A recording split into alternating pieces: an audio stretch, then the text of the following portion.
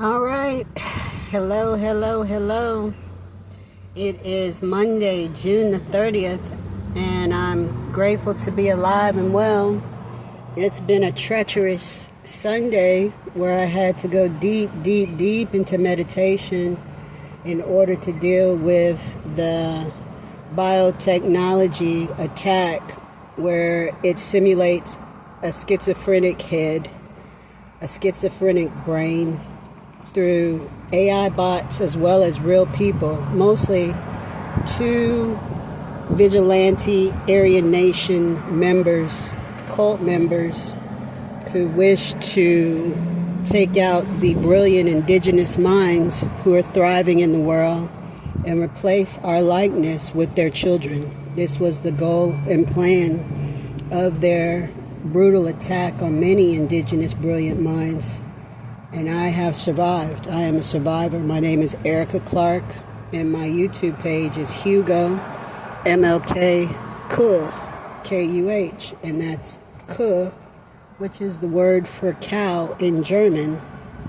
And we'll circle back throughout the podcasts over the years and decades as we run, and we'll explain more deeply how the sacred cow ties into all of this. But today I just want to mention that I am still in desperate need of contacting my elderly parents. They are 90 and late 80s, around 80s and 90s years old. And I have reason to believe that their home has been infiltrated by the same people that sold me to the dark web, as well as hacked all of my social media, all of my Gmail accounts, and every aspect of my life, including the biotech hack on my brain, since between 2019 and 2022. I think that, or 2023. I think that was the time of a progressive hack with the computer systems first.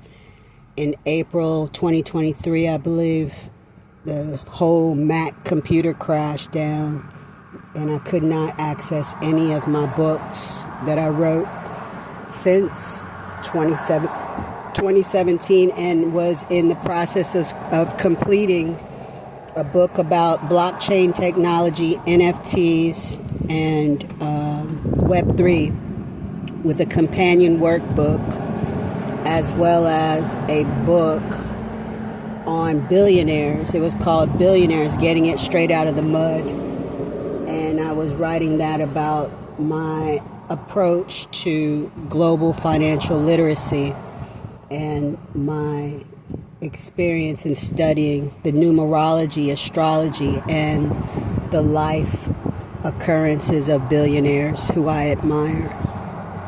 These 3 books were stolen from me without me having an access to them ever again. And so that took me in a downward spiral of where I, being an independent lesbian, estranged from her family due to differences initially, and then it began, then I just looked at it as a self-mastery journey of self-discovery and isolation for 8 years. This is the 8th year in 2025. And I looked at it as such in order to make myself better. My plan was always to come back and help my family. Specifically, I was going to come back and put my parents in an adult luxury living facility that I was to build. And my sister as well, if she needed that assistance. And so these are the things that I have faced recently. Being June 30th, I again tried to do a safety check on my parents' residence. And again, the police were lackluster in their approach. They claimed to have spoken to a social worker who said they saw my father at breakfast this morning.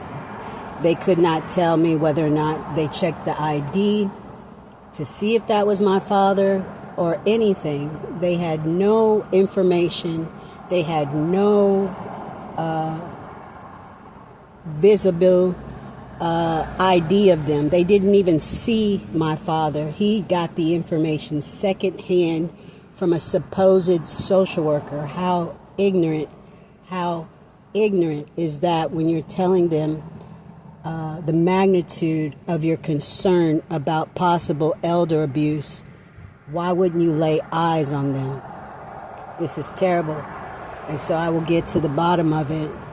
A lot of this took place in terms of the psychological warfare with me. It tied into my family because they told me so many things. They tried to accuse my family of being ancestral. They tried to accuse my family of being involved in child trafficking. They tried to accuse my family of being involved in things I know that they would never do. And I have been resilient because those were psychological weaponry that was implanted in my neurological system when I checked myself into the hospital after I lost my 3 books in devastation. It was a care for self method of maintaining my sanity in that great loss. Anyone who knows, who is birthing a publication, that you tend to take on nurturing qualities of that publication. And when I lost all 3 of my publications, as well as my access to all online social media and my drives with countless white papers, countless ideas, countless books, when I lost my access to all of that, it took me a minute to climb back out of the sadness. So I checked myself into the hospital for a month. During that time, I believe that's when Alita Felton, either Billy Carson, 19 Keys' brother, and his brother's mother, which appears to be a separate mother from him, tried to claim to the hospital that I was in need of some type of monitoring device and that they had some type of legal custody over me to implement that into my brain. It could have also involved my landlord at the time, Jesus. He was very weird and very much a monitoring spirit, often coming into my home when I was not there and monitoring me from the moods and routines on his phone, and his son was involved. I believe the internet company said that they mounted my router on my internet and was utilizing it.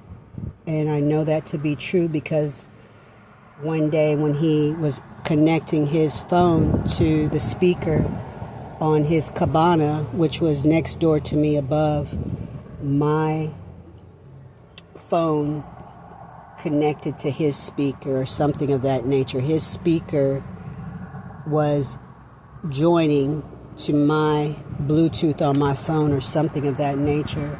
And I reported it to the police the same day, and they refused to come take a report.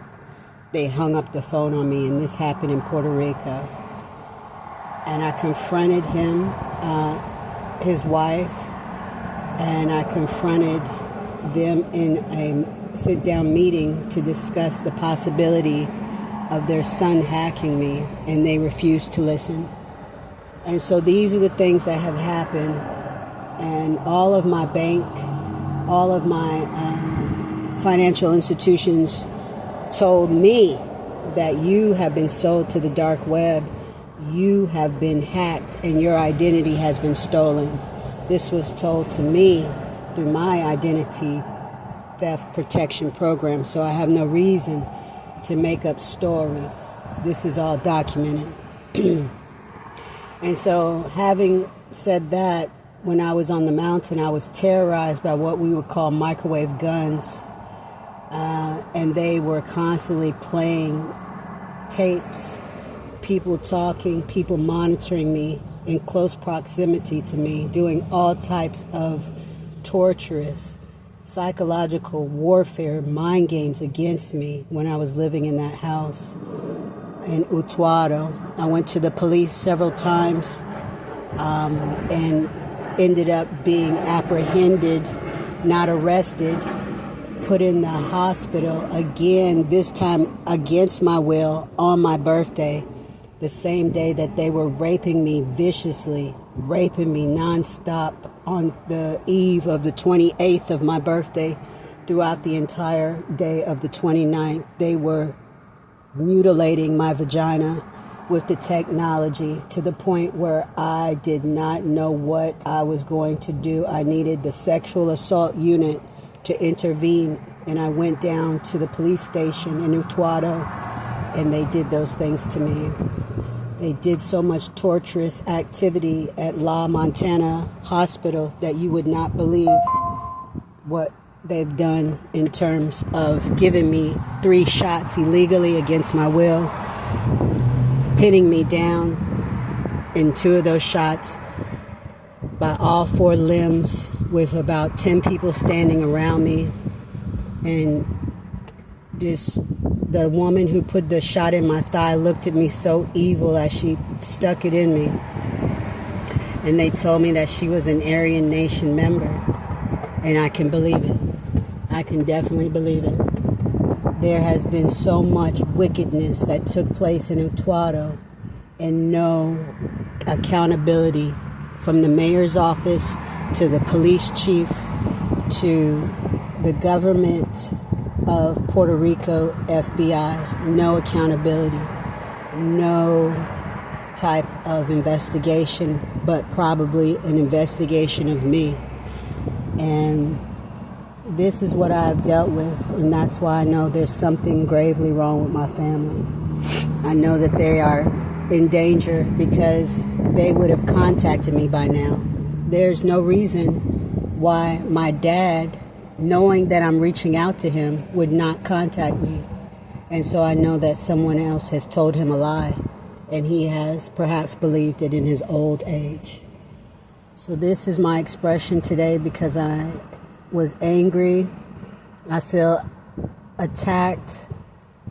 I hope my living arrangements are solid, and I hope that no one continues to rape me through the mechanisms that they did utilize yesterday while I tried to meditate. I tried to meditate the pain away, as well as today at the gym.